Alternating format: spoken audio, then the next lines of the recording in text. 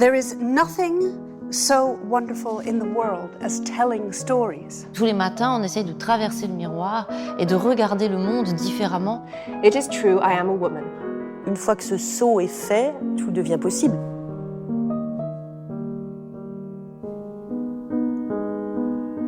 Hello, I'm Charlotte Casiraghi. Welcome to the podcast of Les Rendezvous littéraires Rue Cambon, a place where we meet to talk about writing, to talk about books. Let's meet women writers who have just taken their first step, the most decisive, the most difficult in the world of literature. How did their vocation call to them? What are their writing rituals? Who reads them and what do they read? I'm Erica Wagner, and it's my pleasure to introduce Mai Sennaar and welcome her to Chanel's podcast, Les Rencontres. We're going to be discussing Mai's extraordinary debut novel, They Dream in Gold, a gripping, gorgeous, epic and intimate tale of family, love, music and art. It tells the stories of Mansour and Bonnie, two motherless children who as adults find each other in the turmoil of New York in 1968, a year of riots, upheaval, the assassination of Dr. Martin Luther King, Jr. Both Mansour and Bonnie are products of the Black diaspora. Mansour grew up in Senegal and Bonnie in Paris and New York. They are trying to make their way in a chaotic yet beautiful world. But then Mansour, a charismatic musician whose style blends jazz and Senegalese prayer song, vanishes, leaving Bonnie, pregnant with his child, with his aunt in Switzerland. This multi-layered novel switches back and forth seamlessly from present to past, from country to country, sharing these characters' histories to dramatize a web of connection that links Black lives across the globe. Writing in the New York Times, Jean Kwok called it a powerful and poignant exploration of the African diaspora and global Black identity. Lucy Popescu in The Guardian described it as a richly layered account of artistic endeavor and resilience. Mai Sennaar is a Baltimore native, though she divides her time now between Baltimore and Dakar in Senegal. A graduate of NYU's Tisch School of Arts, she is a playwright and filmmaker as well as a novelist. The Smithsonian Affiliate Museum of the African Diaspora, the Berkeley Art Museum and Pacific Film Archive, and the Classical Theatre of Harlem are among the venues that have presented her plays. Her short film, Wax Lovers Playlist, premiered at AFI Silver Theatre and Cultural Center in Maryland and was an official selection of the Martha's Vineyard African American Film Festival. Last year saw the premiere of Carry On, a musical showcase about the pandemic that was written with her mother, Diana Wharton Sennaar, one of the founding members of the Grammy-nominated vocal ensemble Sweet Honey in the Rock. So we'll talk about growing up in a musical household. In They Dream in Gold, Mansour looks at Bonnie and sees someone with a need for a life of wonder, someone ripped so violently from all roots that they needed the whole world to feel like home. Those are Mai Sennaar's perceptive words. I'm so delighted to speak to you, Mai, about the themes in your book, your writing process, and where you go from here. Welcome. This is amazing. Thank you so much for having me. That introduction, I'm floored a bit. Extremely kind, and it's truly my joy and my pleasure to be here with you today.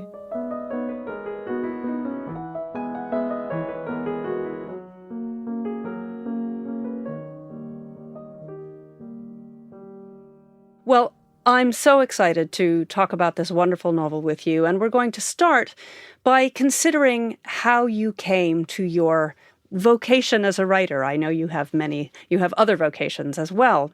I mentioned the work you've done with your mother, a remarkable artist, and your father, too, was involved in the music business. Can you tell us a little bit about your growing up and how it's influenced your artistic process? Yeah, my upbringing had a huge impact on my identity. I guess I'll start with my household. So my mother is a composer. You mentioned Sweet Honey in the Rock.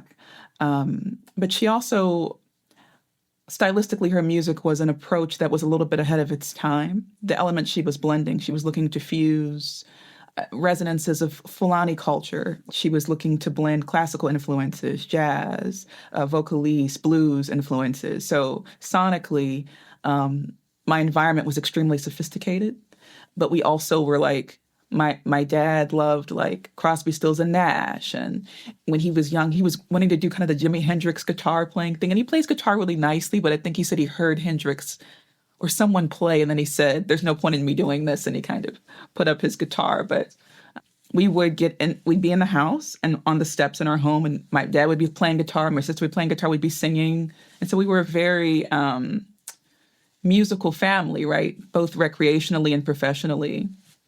My father represented artists. And one of the things that it taught me was that music is serious business in the sense that it has a spiritual power. It influences people's emotions, their point of view. It changes people's lives. And so, we would be made to sort of sit and analyze music the way I suppose some families might analyze, a surgical procedure, or something like this idea of it being the science that had incredible power and was very important. And I think that's the way I still feel about it. So yeah, that's a little bit about how it influenced me, my upbringing. I think it demonstrates, too, a seriousness about cultural endeavor and taking in a wide range of cultural endeavors, because, as I mentioned, you're also a playwright. You've made films. How do those different forms influence each other in your work? How do you think about each form? Well, the exciting thing about novels is it's so singular, and anything you say happened can happen. So if you say like a plane, lands. I mean, in a film, you have to pay for the plane. You have to, in a play, you have to find some way to make things physical. And I started with playwriting first, and I was working with really, really powerful, seasoned artists who mentored me and taught me the responsibility when you say something exists on stage, that you have to create it in some way that's physical or tangible or can be felt. And so I really have learned to respect the realm of imagination of a novel where anything I say or feel goes. There's a way you can get inside of the mind of a character and really deeply in a way that's not really possible in other mediums. But each one has its sweetness. I think for me, plays can do incredible things with language and that translation of a body speaking the words to an audience. There's something really, you can really feel it in a way that I think you can't feel a film. Do you know what I mean? Like, you feel a film, but there's another kind of more cerebral element. And I feel like plays, it's this very visceral sort of raw experience. So each one has a place in my heart. And the musical I'm working on with my mom, it's opening up a whole new world to me, because you can't bring the aesthetics of novels to a musical. You can't even bring the aesthetics of like plays to a musical. It impacts people in a different way. It's a different way that it's felt. And so I'm learning to go back to favorite shows of mine, like West Side Story, and, figuring out why it feels so good. Why does it resonate so much? Studying that's a totally different thing. Anyway, I could go on forever, but yeah. But when did you know that it was time to express, as you say, a singular vision through writing a novel? Oh, that's a great question. It just came out that way. It was the scene that I opened the book with is the scene that came in my head. It was this girl in this attic whose hair maybe wasn't done and she was stressed about something. And then slowly this whole thing started to unfurl over many, many years and many, many drafts. It took shape, many, many life experiences and healings of traumas and reckoning with things personally, and, also deciding that I wanted to write a book where my influences in film would show up, the sort of the structure of To Catch a Thief, and, Alfred Hitchcock was a huge influence on me. And so just like, I got to a point where I was willing to be a little bit more experimental. But there's something to the fact that just certain stories come out wanting to be a certain thing. And when you try to put them in another medium, they don't really then I don't want to be there.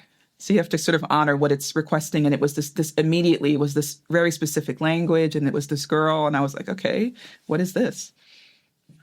You know, you mention language, and there's the language of music in this book. But you mention in your autobiography that you also speak French and Wolof. How does having those other languages in your head influence your writing in English? Can you say? Oh, that's wonderful.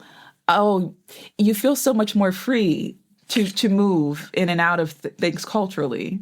Language is it's a boundary, and it is an entryway. I talk sometimes about one of the influences of the book was me growing up in Senegal as a kid, and I'm not from there. I'm from here. The United States. And it was interesting how once I could speak the language with the local accent, like I very much assimilated the boundary, no way of me being phenotypically like the people there. None of that would constitute real cultural connection until the language was understood, right? And that's so interesting to me, those nuances of accent. It just creates a sense of community. We put so much on language. And I was so honored by my publishers, supported me in keeping these 3 languages in a book. They supported this really robust and challenging expression of culture. And I grew up, around these languages, but this book was the first time I got to bring it all into one place. And it was just so cathartic and so fun and so freeing.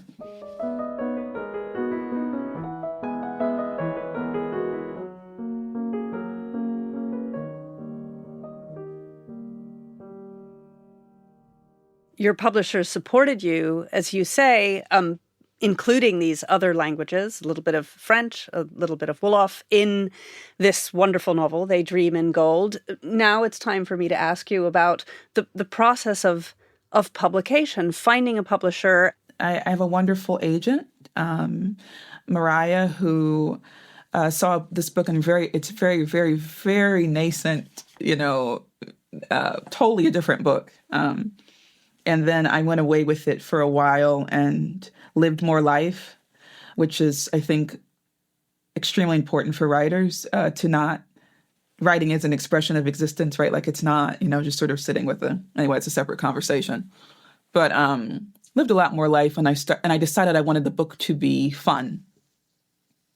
And I think everyone doesn't read it as fun, but it having heaviness and lightness for me, I think it broadened the scope of who might be interested in acquiring it. That wasn't really my intent. I was just doing what I wanted. So we went out with the book, and different publishing houses were interested. And both the editor at SJP Lit, who was working with me, Kaylin, as well as Sarah Jessica herself, had this unusually sort of visceral understanding of the book that was different from some of the other conversations I'd had. They were all really powerful conversations, but just something about it felt like this was the right place for the book.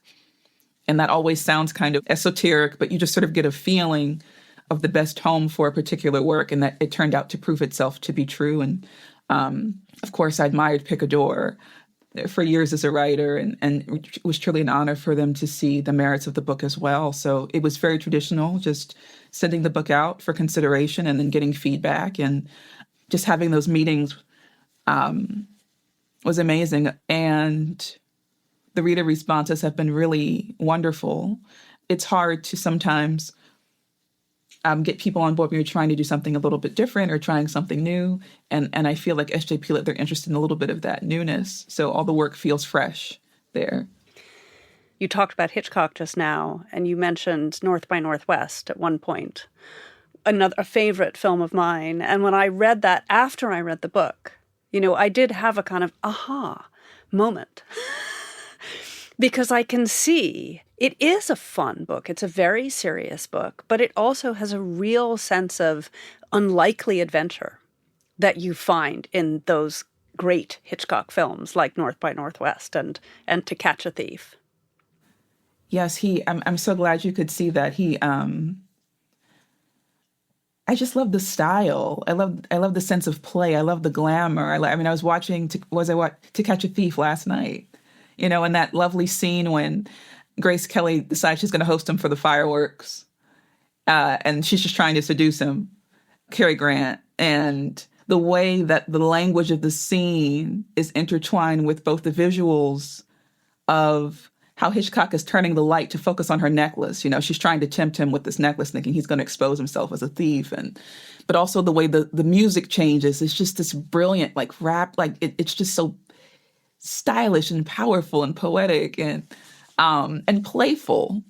And there's so much, when we're talking about diaspora and migration, and we're talking about African history, and we're talking about colonization, it's so heavy. And the fact that these are just human beings having experiences gets lost sometimes under the weight of history. And I think sometimes infusing that sense of play restores our ability to just sort of have an experience with characters instead of having to sort of bear the weight of history, just to read it, That's very well put. Let's now hear just the very beginning of your novel. Will you read for us? Absolutely. His pillow ruptures between her knees. Feathers plucked from the breasts of live geese burst into the darkness of the room. She watches them by the flashes of the storm's lightning. Some descend into the gaps of the floorboards. Others wilt between the poles of the hot water pipes. They land in her palms, along her pregnant stomach, and on the meeting of her thighs. August, a third month since his departure, begins today, and Mansour and his musicians have still not returned from their 3-week tour of Spain. The last of her American cash has now been converted into francs, then tokens, and emptied into the phone booth around the corner. She's memorized the flat note of the dial tone. Having not reached him since May, she is finally imagining the worst. Frantic, swollen, urinating often, she goes about naked beneath her nightgown as the night ends. For several days, she is found calm, smoking out of her small attic window and watching the summer storm rage through Switzerland. And though the storm has not left, this morning, fondling the nightstand as the sun rises, she discovers that her last cigarette is gone.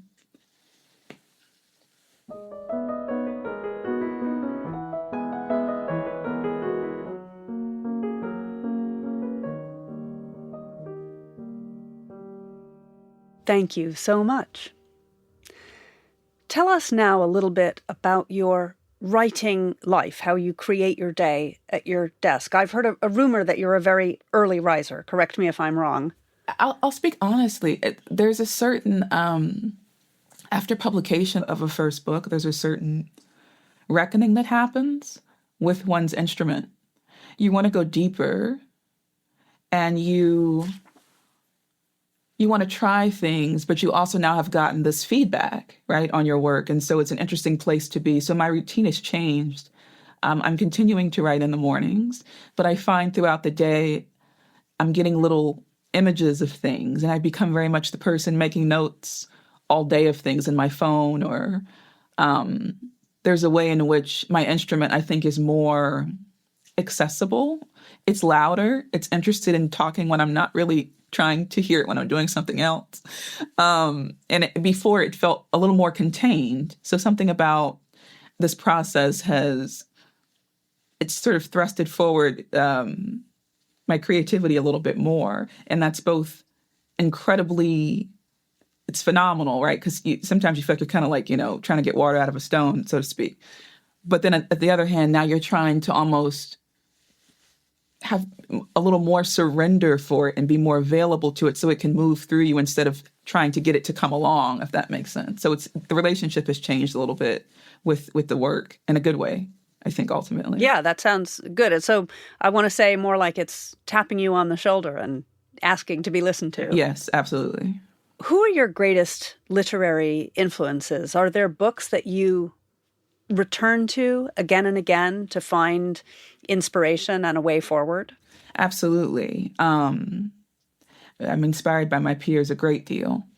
But my number one writer, dead or alive, or, if anyone, is Zora Neale Hurston.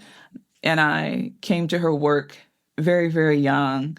I've told this story a few times in different talks of my father having this copy that he had fielded from London of Their Eyes Are Watching God when it was not in print in the United States for some years. And Their Eyes Are Watching God is a classic American novel written by Zona Hurston, who was a friend of Langston Hughes, and she was a part of the Harlem Renaissance movement, which is a panoramic artistic movement that influenced American culture forever. Their Eyes Are Watching God is about this woman who she's sort of trying to assert her right to be who she is and find herself and find love and God on her own terms, but in a time when no one does that. And so it's this interesting sort of immediately post-slavery story of a woman finding herself. What's most prominent in the novel is her relationship with a younger man that sort of scandalizes the town and exposes her to herself, right? Exposes her to who she really is because she finds a sense of, she starts to play in life much older because he's younger in a way she didn't get to do when she was young, so to speak. And so I found the book very young, and the language, the attention to specifically the culture of Florida. I believe this is the 20s or the 30s. It could have been earlier, but in some ways, for me, she feels like Faulkner, who I also really love the work of, despite some of the racial elements are not great, but I'm just talking about the quality of the writing. Incredibly musical, vivid, urgent, sensual, really quality writing. So she introduced me to myself as a writer. I read her and I was like, I want to do this. And I was very, come to think of it, I must have just returned from living in Senegal for a while when I found the book. And I was very moved by English that was written, quote unquote, incorrectly, being publishable and being deserving, that dialect being deserving of publication. You think about her doing that early on in American history is so bold, so... How adventurous that is. So adventurous, so gutsy, very powerful woman. And I read that book once a year. There's so much about music in this novel, and we talked about growing up in a musical household, but I was fascinated. Perhaps you can talk a little bit about how you capture music in text, because there's such a wonderful sense of musicality, of Mansour's performing and with his band. It's kind of like a magic trick. Well, thank you. I think the reason why I enjoy it and why I think sometimes it works is because I treat music like it is a real job. Like I perceive artistic endeavor as just another job. Like it's not this sort of magical, mythical thing. Like it is, I respect it as if it's real. The spiritual aspects of music I consider to be real, that it can open a portal within a person. So as an artist, these things are sort of real to me. And then I write to music a lot. There's specific chapters in the book that I can attribute to a song I was listening to very specifically. There's a scene where Mansour is recalling his childhood in Saint Louis, reminding him of a place in Harlem. And that scene was written to Terence Blanchard. So there's just specific attribution. But I think for me, again, because music in my world was a legitimate, normal job, and the excavation of self artistically to do music was a legitimate, normal, everyday job, like that, understanding that one had to, that was the responsibility of an artist, right? Like you have to do the business of it, but you have to also be in this very like disciplined and consistent relationship with yourself in order to create work that's interesting and necessary. And my favorite thing about Mansour is that he actually loves to sing, which seems simple, but that for me made him real. That sort of was like injecting him with life or breath, that this is really his thing. Like he loves what he does.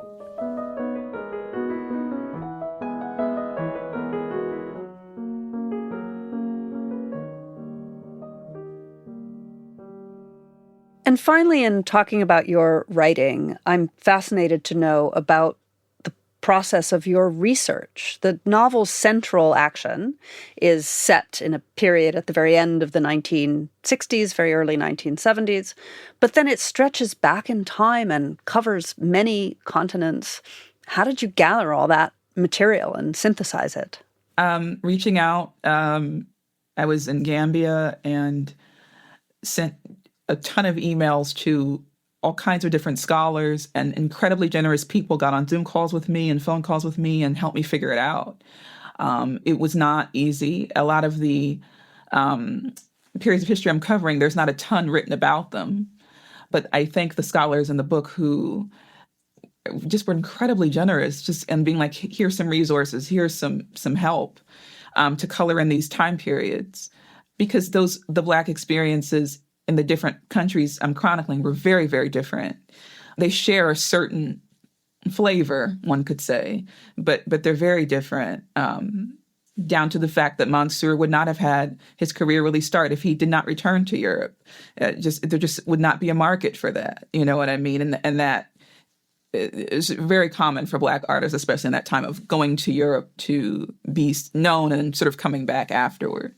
So it was just conversations, phone calls from the French penal system in the 1960s, and a fascinating conversation about how racism was performed in those spaces, which is very different than U.S. racism, covert versus overt, and all these nuances and details, the waves of African migration in France, specifically North African versus West African, based on colonial history in those nations and the student protests. It was just so much. But it was such a ball. I had such a time because I learned all these things I never knew. So it was really exciting. Well, that leads me to my first question when we start to talk about the reception of the book and how you think about it now post-publication, because this is such a complex, fascinating story of the Black diaspora. And I'm thinking of Mansour, who was Senegalese, being in New York and having to learn what it takes, and as you write, to sound Black, and you put sound in italics. What did weaving together those parts of Black identity mean to you? Oh, it was so freeing. Because I've been in spaces where I'm mistaken for another Black culture. And as a child, that was difficult because I felt like there needed to always be a cultural conversion to be accepted or understood. And in this book, I got to sort of lay out those questions in a way that invites a broader global conversation about, since we can't really use our skin color, how are we going to define and discover who and what we are? I made a decision early on that I wanted to use the particular heat of '68 in New York City to sort of exaggerate racial tension so that Mansour would be forced to reckon with being Black, which is totally irrelevant to him prior to coming to America. I mean, he's experienced feeling foreign, but not quite a sort of racial hatred, like the N-word, he doesn't even know what that, is. So having that fish out of water, I was able to deconstruct all of those cultural layers. And those for me are some of my favorite things to illustrate, because it's very beautiful. The beautiful consequence of colonization and the transatlantic slave trade and colonialism is that you have these panoramic, gorgeous cultures that have very subtle connections to one another in these really poetic ways, right? Like it created this like global, and this is like across all cultures, like because of what happened historically, like obviously the horrible parts are horrible, but the beautiful part is like this connectedness, right? Like how Mansour and Liam, have this Francophone-based friendship that is just between the two of them, and that comes from like the history of like colonialism and, so I don't know, there's these communities that have been recreated as a result of history that I think are really exciting and inspiring. I think for me, that's the heart of the story. Like looking at those cultural differences and then being like, okay, once we examine them, we still don't know who we are. Because we're still just human beings. Like, we're still relating to each other for reasons that are not about what we look like, right? So it's sort of, the questions sort of ask new questions. And, it's just always a question thing.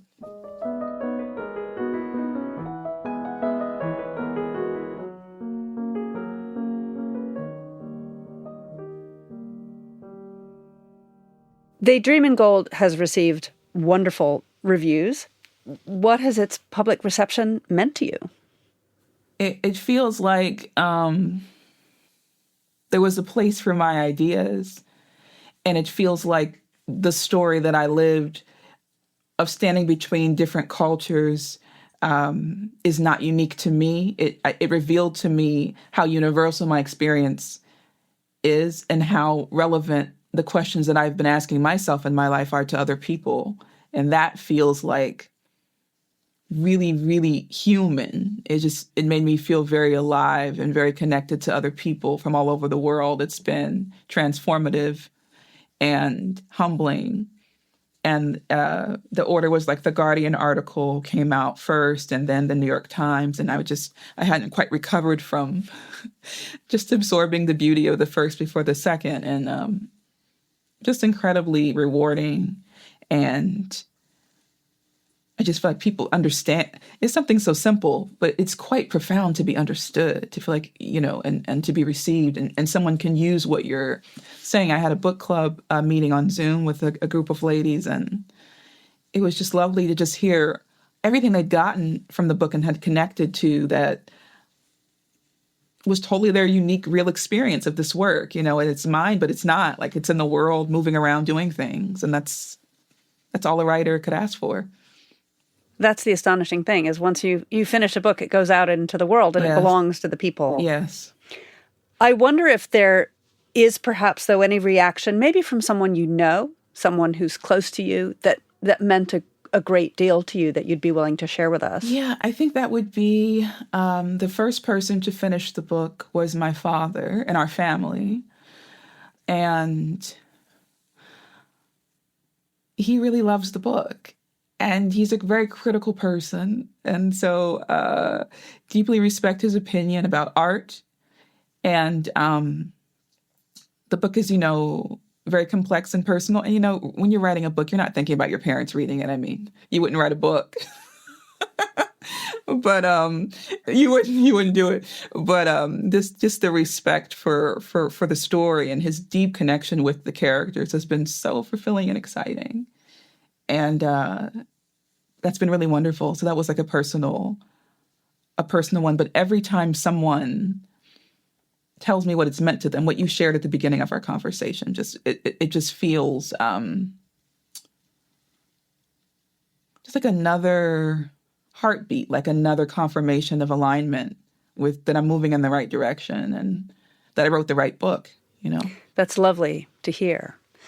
Well, it's been so wonderful talking to you, Mai. We always end our podcast, Les Rencontres, with a few questions we put to all our guests. So I'm going to start in with those. The first one is, what is the most surprising thing you've learned from being a writer? It doesn't get easier. Good advice, too. Sticking with the theme of surprise, what would people be surprised to learn about you? Oh, I don't know if this is surprising given the content of the book, but I have amateur gardening aspirations and I love cooking. The first thing, before I wanted to be a writer, I wanted to be a chef. And I don't know what happened, but that was the original intent. Yeah. So good choice. What is your idea of perfect happiness? No fear. Love that. What advice would you give to anyone who wants to express their creativity? Consider your intention. Have an intention for it. You're going to need an intention to see it through. I like that. In one word, if you can, this is a challenge. In one word, how would you like to be remembered as a writer? Oh, how would I like to be remembered in one word? I would say maybe Maybe authentic. And finally, can you tell us a little bit about what your second book will be like, what you're working on now? Yes. So in They Dream in Gold, Claudine is Bonnie's mother, and that same character, Claudine, the second book is about her life. And it's another global book, but it's doing it through dance because, of course, Claudine is a dancer. So it started off as just sort of a pretty straightforward historical novel, and it's become this incredibly fulfilling and challenging experience. I won't say more, but I'm finally excited about it because I can see how it's becoming what it's supposed to be, if that makes sense. I'm out of the woods. Thank you so much, Mai Sennaar, for joining us on our podcast, Les Rencontres. It's been such a pleasure talking to you, and I hope we have a chance to talk again soon. And again, I really can't wait to read that next book. Good luck with it. Oh, thank you so much. I would love to come back and tell you more about it when it's done.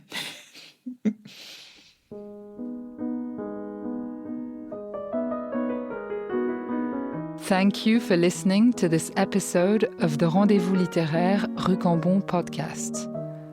To discover more about it, you will find images, links, and references on the Chanel website. À bientôt!